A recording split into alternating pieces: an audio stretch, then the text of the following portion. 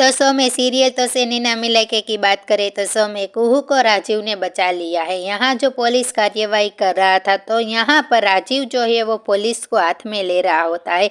आपको ये जानकारी दे दे कि पुलिस जो है वो घायल कर रहा था, लाश के पास ऊपर से गहने रखे गए थे, क्योंकि उस दिन जब हादसा हुआ था तो हंसिनी ने इतने गहने नहीं पहने थे कि जितने दिखाए जा रहे हैं। अब कुल मिलाकर कुहू तो बच गई है, क्योंकि पुलिस वाला केस नहीं देख रहा है, इसीलिए जो नया पुलिस वाला आएगा वो अपने हिसाब से कार्यवाही करेगा। कुहू तो फिलहाल बच गई है, लेकिन सबसे बड़ी चुनौती ये है कि आखिर हंसिनी की लाश गई तो गई क्या, और हंसिनी की लाश आखिर कौन और क्यों छुपा रहा है। तो आपको ये जानकारी दे दे कि देवनारायण सबसे बड़े साथी है। यहाँ पर देवनारायण और देवनारायण की बीवी सारा खेल खेल रहे हैं।